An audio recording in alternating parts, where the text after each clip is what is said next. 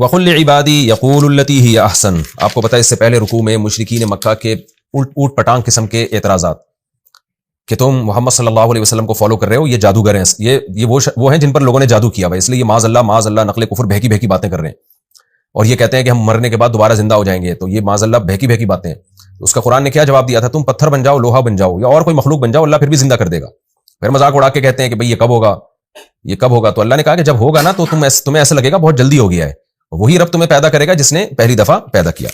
اب قرآن کہہ رہا ہے کہ یہ جو اتنی اوٹ پٹانگ قسم کے اعتراضات یہ کرتے ہیں، ظاہر ہے صحابہ کو پیغمبر صلی اللہ علیہ وسلم کو غصہ بھی آتا تھا.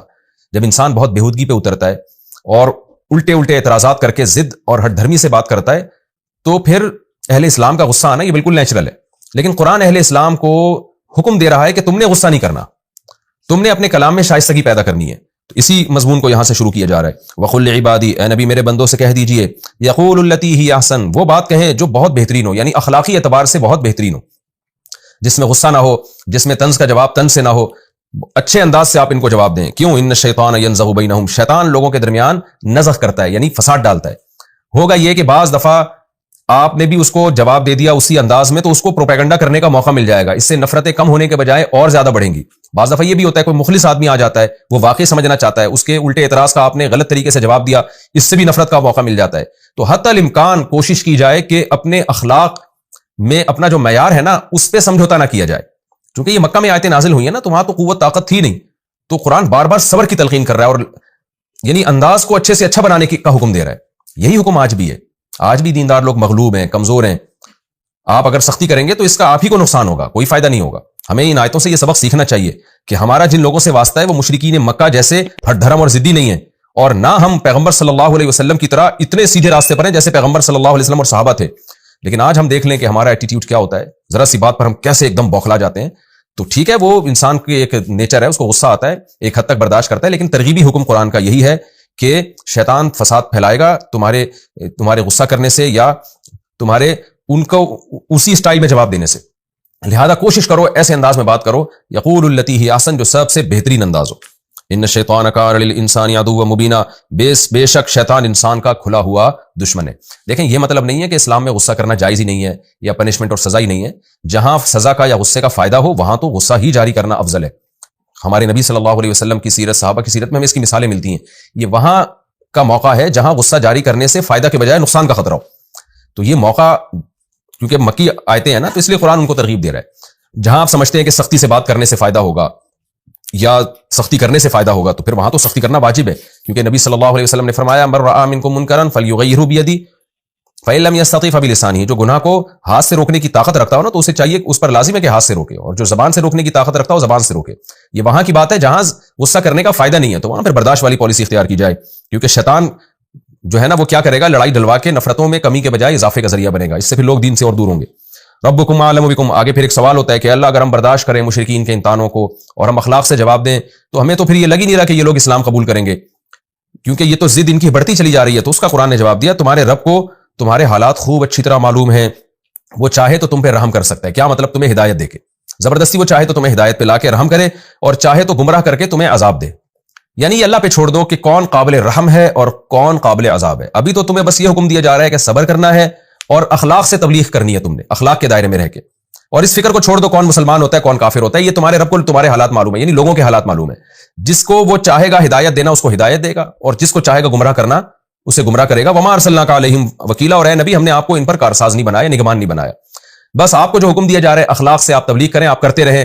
جس کی قسمت میں ہدایت ہوگی ملے گی، جس کی قسمت میں جہنم ہوگی وہ جہنم کی آگ میں جائے گا. اور یہ اللہ کو معلوم ہے کس کو جنت میں لے کے جانا ہے اور کس کو جہنم میں. وربک اعلم بمن فی السماوات والارض، اور پھر اللہ مشرکین کو بھی اب بتا رہے ہیں کہ جیسے ہم پیغمبر صلی اللہ علیہ وسلم کو حکم دے رہے ہیں نا کہ ہمیں پتہ ہے کس کو ہدایت دینی کس کو نہیں دینی، تو اسی طرح ہمیں یہ بھی معلوم ہے کہ کس کو نبوت دینی ہے کس کو نبوت نہیں دینی. کیونکہ مشرکین بھی یہ کہتے تھے کہ محمد صلی اللہ علیہ وسلم کو اللہ نے نبی کیوں بنا دیا، یہ طائف کا اور مکہ کے بڑے بڑے سرداروں میں سے کوئی کیوں نہیں بنا، کبھی کہتے تھے فرشتہ کیوں نہیں بنا. تو اس کا جواب اللہ نے فرمایا وَرَبُّكَ أَعْلَمُ بِمَنْ فِي السَّمَاوَاتِ وَالْأَرْضِ، تیرا رب خوب جانتا ہے اس تمام مخلوق کو جو بھی آسمانوں میں اور زمینوں میں. وَلَقَدْ فَضَّلْنَا بَعْضَ النَّبِيِّينَ عَلَى بَعْضٍ، اور اس علم کی وجہ سے ہم نے فضیلت دی ہے بعض پیغمبروں کو بعض پر. یعنی ہم نے یہ خود منتخب کیا ہے کہ کس کو پیغمبر بنانا ہے، اور صرف پیغمبر بنانا نہیں بلکہ کس کو اعلیٰ درجے کا پیغمبر اور کس کو رتبے میں نسبتاً کم درجے کا پیغمبر بنانا ہے. یہ سب فیصلے بھی ہم نے کیے ہیں. اور تم اہل کتاب سے جا کے پوچھو، وہ تمہیں بتائیں گے کہ ہمیشہ سے پیغمبر آتے رہے ہیں اور اللہ کی مرضی سے آئے ہیں، انسانوں کی سلیکشن نہیں ہے، جمہوریت کی بیس پہ نہیں ہے اللہ نے انتخاب کیا پیغمبروں کا، وہ اللہ خود سلیکٹ کرتا ہے جس کو پیغمبر بنانا ہوتا ہے. اور پھر اس میں ان پیغمبروں میں بھی اللہ نے بہت سارے درجات رکھے ہیں. وَآتَيْنَا دَاوُودَ زَبُورًا، اور ہم نے داؤد کو زبور دی، یعنی داؤد کو بھی ہم نے دیگر پیغمبروں سے بڑا مقام دیا کہ ان کو ایک آسمانی کتاب دی. اور اللہ نے یہاں جو داؤد علیہ السلام کا تذکرہ کیا نا، اس میں نبی صلی اللہ علیہ وسلم کو تسلی بھی ہے.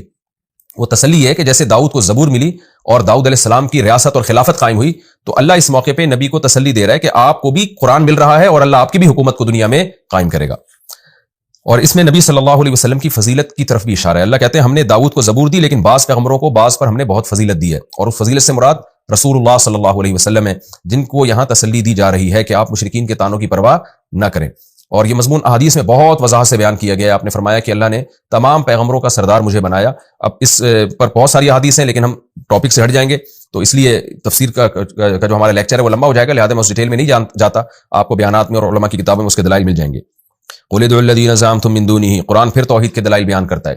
ہوا یہ تھا کہ کچھ جنات جن کی مشرکین عبادت کیا کرتے تھے اور فرشتے جن کی عبادت کیا کرتے تھے، تو اللہ بتا رہے ہیں کہ فرشتے جن کی تم عبادت کرتے ہو وہ تو خود اللہ کی عبادت کرتے ہیں، اور بہت سے جنات بھی مسلمان ہو گئے تھے، وہ بھی اللہ کی عبادت میں لگ گئے تھے اور اس فکر میں لگ گئے تھے کہ کون اللہ کا زیادہ قرب حاصل کرتا ہے.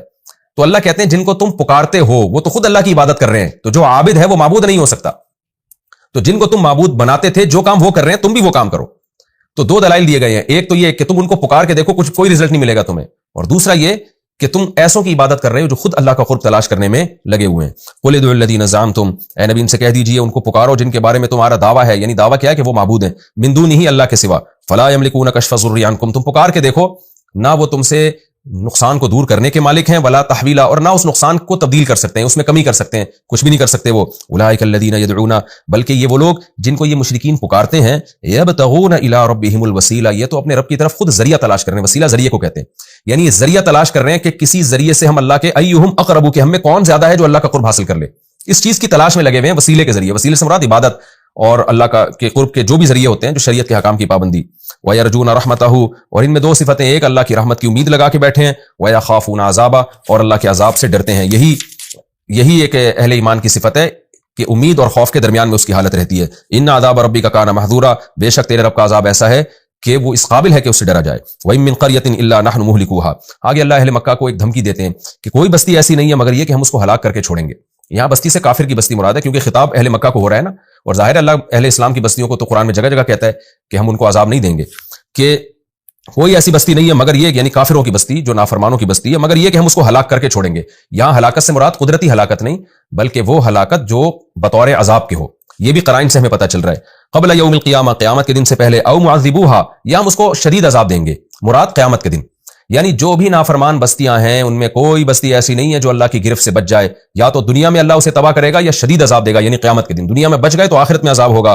کان ذالک فی الکتاب مسطورا، یہ بات لوح محفوظ میں اللہ نے لکھ دی ہے، لہذا ایسا ہو نہیں سکتا کہ نہ دنیا میں عذاب ہو نہ آخرت میں.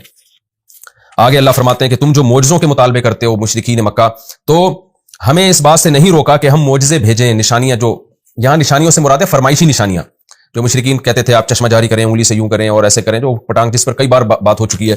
تو اللہ فرماتے ہیں ہمیں کون سی بات روکتی ہے، الا ان کذب بها الاولون، کہ پچھلی امتوں نے بھی نشانیاں مانگی مگر انکار کیا، اس کے نتیجے میں عذاب آئے ان کے اوپر. تو محمد صلی اللہ علیہ وسلم آخری نبی ہیں، اللہ پوری قوم کو ہلاک نہیں کرنا چاہتا. اگر اللہ نے نشانیاں، ان کی فرمائشی نشانیاں دکھانا شروع کر دی تو نتیجہ کیا نکلے گا کہ یہ پھر بھی انکار کریں گے اور اللہ سب کو تباہ و برباد کر دے گا. تو پچھلی امتوں کے حالات دیکھو تو ان کے حالات ایسے ہیں کہ جس کی وجہ سے ہم ان کو ان کے فرمائشی معجزے نہیں دکھاتے. ہاں کبھی کبھی اللہ کی حکمت ہوتی ہے تو دکھا بھی دیتے ہیں. پھر اللہ اس ایک مثال دے رہے ہیں، وَآتَيْنَا ثَمُودَ النَّاقَةَ، دیکھو ہم نے قوم سمود کو اونٹنی دی تھی نا، مُبْصِرَةً، کیسی بصیرت کی چیز تھی، اس کو دیکھ کر ایمان لانا چاہیے تھا، لیکن ہوا کیا، فَظَلَمُوا بِهَا، انہوں نے ظلم کیا. تو نتیجہ کیا نکلا، ہلاک کر دیا اللہ نے. حالانکہ اس سے پہلے ہلاک نہیں کیا، اس سے پہلے ان کو آزمائش کا موقع دیا، لیکن جب اتنا بڑا معجزہ دکھا دیا تو پھر ہلاک کر دیا ان کو. تو تمہارے ساتھ بھی ایسا ہوگا، اس وجہ سے ہم تمہارے فرمائشی معجزے تمہیں نہیں دکھاتے. وما نرسل بالآیات الا تخویفا، اور ہم اپنی نشانیاں نہیں بھیجتے مگر ڈرانے کے لیے. کیا مطلب، ایسے واضح معجزے دکھانا شروع کر دیں تو پھر ان کے پیچھے خوف بھی ہے. کیا مطلب، پھر ہم تمہیں ڈرا دیں گے اس سے کہ اگر تم پھر بھی ایمان نہیں لائے تو تمہیں ہلاک کریں گے ہم. یعنی ایک یہ خوف اور عذاب کی ایک علامت بھی ہوتی ہیں یہ معجزے. وَإِذْ قُلْنَا لَكَ إِنَّ رَبَّكَ أَحَاطَ بِالنَّاسِ، پھر اللہ ایک اور مثال دے رہے ہیں کہ آپ کے ساتھ دو معجزے، ایک تو دنیا میں اور ایک آخرت میں. ایک معجزہ تو یہ کہ آپ کو ہم معراج پہ لے کے گئے، لیکن انہوں نے کیا کیا، انہوں نے انکار کر دیا. آپ اس سے عبرت حاصل کریں. حالانکہ آپ نے مسجد اقصیٰ کی پوری علامات بتا دی، قافلوں کا تذکرہ کیا، पूरी डिटेल आपने इनको बताई, लेकिन इसके बाद भी इन्होंने मेराज का इनकार किया। तो इससे क्या पता चलता है भाई, अल्लाह को इनके हालात मालूम है, इनके हालात अल्लाह को मालूम है। अब दोबारा भी मौजज़ा दिखाया तो उन्होंने इनकार करना है, तो इससे ऐसा ना हो कि अल्लाह का गज़ब आए और अल्लाह हलाक कर दे। इसी तरह वशजरतल मलऊनत फिल कुरान, कुरान में हमने बताया कि एक दरख्त है जहन्नम में ज़क़ूम, तो इन्होंने कैसा मजाक उड़ाया, हालांकि अल्लाह की कुदरत है कि अल्लाह आग में दरख्त पैदा कर सकता है। तो ये दरख्त की मिसाल और मेराज की मिसाल ये वाज़ेह दलील है कि ये लोग जब मौजज़ा देखेंगे तो ईमान लाने के बजाय मजाक उड़ाएंगे। तो इसीलिए इस आयत को शुरू अल्लाह ने किया, वइज़ क़ुलना लका इन्ना रब्बका अहाता बिन्नास। ए नबी, उस वक्त को याद करें, हमने तो आपसे कह दिया था कि अल्लाह को इन लोगों का इल्म है। क्या इल्म है? अल्लाह को इनकी हर धर्मी का इल्म है। ये फरमाइशी मौजज़े मांगेंगे और अगर हमने दिए तो ये नहीं मान लेकर आएंगे, और यकीन ना आए तो आप मेराज का वाकया और ज़क़ूम का वाकया जो कुरान में मज़कूर है उससे आप इबरत हासिल करें। यानी नबी सल्लल्लाहु अलैहि वसल्लम को अल्लाह नसीहत कर रहे हैं तसल्ली के लिए कि वमा जअलना रुय्या लती अरैनाका, हमने नहीं दिखाया आपको वो मंजर जो हमने आपको दिखाया था मगर लोगों की आजमाइश के लिए। वो भी आजमाइश क्या थी कि जो मानने वाले थे मानेंगे और नहीं मानने वाले वो इनकार करेंगे। तो वो भी कितनी बड़ी आजमाइश बनी, लेकिन ये लोग ईमान नहीं लेकर आए। तो ऐसे ही और भी कोई हम मौजज़ा दिखाएंगे तो नहीं ईमान लेकर आएंगे। वशजरतल मलऊनत फिल कुरान, इसी तरह शजर मलऊना का जो कुरान में तस्करा है उसका भी ये लोग मजाक उड़ाते हैं। तो क्या मतलब अहाता बिन्नास, अल्लाह को तो पहले से इल्म था, जो हमने आपको बता दिया था कि ऐसा होगा कि ये ईमान नहीं लेकर आएंगे, लिहाजा इनके फरमाइशी मुतालबे जो है ना कि हमें ये मौजज़ा चाहिए और फिर उस पर अल्लाह वो मौजज़े नहीं दिखाता, तो ए नबी आप गम ना किया करें। ये सब चीजें पहले से तयशुदा है, अल्लाह ने फैसला किया था कि इस तरह नहीं दिखाएगा अल्लाह ताला इनको, इनकी मर्जी के मौजज़े। तो ये पूरी डिटेल ये समझाया जा रहा है इन आयतों में। वनुखव्विफुहुम, अल्लाह कहते हैं हम इनको डराते हैं मुख्तलिफ तरीके से। फमा यज़ीदुहुम इल्ला तुग़यानन कबीरा, लेकिन ये डराना इजाफा नहीं करता मगर इनकी सरकशी में बहुत बड़ी सरकशी। होना तो ये चाहिए डरने के बाद कुछ खौफ पैदा हो, मगर खौफ पैदा होने के बजाय इनके अंदर बेफिक्री और ज्यादा बढ़ रही है। तो ऐसी लोगों को मौजज़े दिखाने से फायदे के बजाय नुकसान का खतरा ज्यादा है।